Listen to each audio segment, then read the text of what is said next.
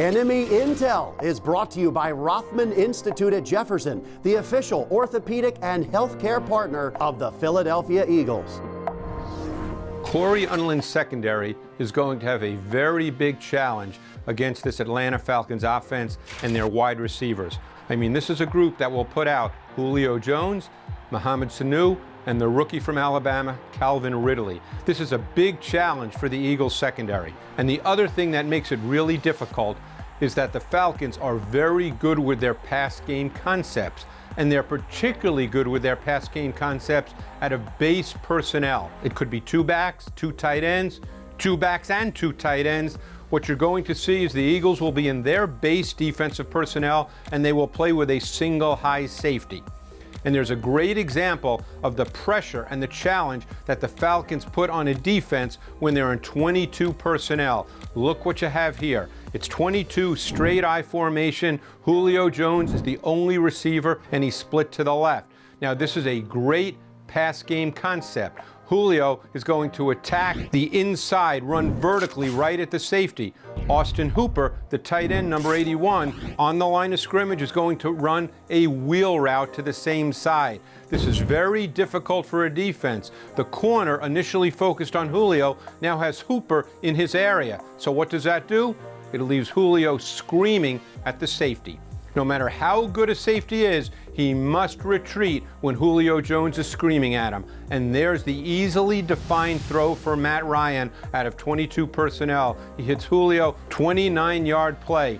Great two-man pass game concept out of 22 personnel. Here you're going to see them in 21 personnel. The first thing to notice here is that Calvin Ridley split to the right. He goes into tight motion, working closer to the formation. What does that do? Number one, it gets the corner off, and number two, it gives Ridley a lot more space to work with his route. But again, it's a concept, because what you're going to see is the tight end on the same side run a crossing route away from Ridley. So what does that do? It gives Ridley the opportunity to be matched up one-on-one on the corner.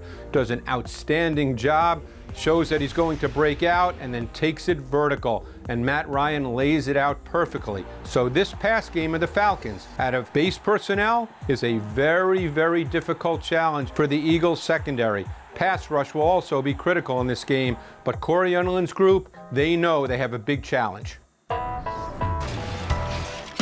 For as good as those Falcons receivers are, still can't believe that Julio Jones only had one touchdown in the red zone last year. That is amazing. Ike Reese joining me now. And Ike, when you see the Falcons formation, a lot of times they line up tight splits. The receivers are in close. What do you do as a defense? How do you line up when you see them come out in that formation? All right, the first thing Jim Schwartz is going to do is going to recognize the personnel package here, right? So the Atlanta Falcons have what we call their heavy personnel in. You got two wide receivers, Sanu and Julio Jones, and you got your big guys in here, right? You got two tight ends over here. This signals run when you get this type of personnel in here. So the Eagles are going to stay in their base defense. But here's the other thing that the coordinator has to be aware of, and Jim Schwartz definitely is where you're at on the field. This is a take a shot area right here. You get close to the 50-yard line, Atlanta likes to go to their play action, deep threat type of passing game. And what you can sort of expect is you're going to get crossing routes when you get the receivers as tight as you see them right here. So you're going to get some sort of combination route where you're getting him crossing over here.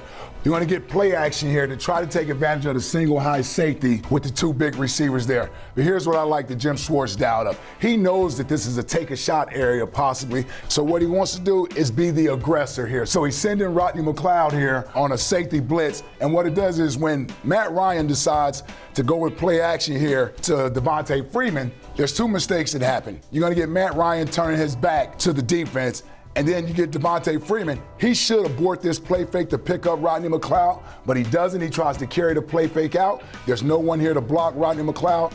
Big sack here at a pivotal moment in the game. You're talking about a 2-point game here at this time, late in the third quarter. This is a huge defensive play from the Eagles, basically putting the Atlanta Falcons in a long down and distance situation. Yeah, and last year you saw how the Eagles lined up, and now you have the young cornerback, Sidney Jones, and he had said he had never played in that slot cornerback spot in college. It's a different position. How is he adjusting to it this preseason? I think he's adjusting very well. Watch Sidney Jones here. It's the reason why he was a second-round draft pick, even though he had a torn Achilles. He has long arms. He has the prototypical size that most coaches want for their DBs. He's long, he's athletic, and he's not afraid to be aggressive. You're going to get a tight split here. Now, ideally, you may get these corners off the line together, right, because you don't want to get picked. But here's the thing I like that Sidney Jones was able to do.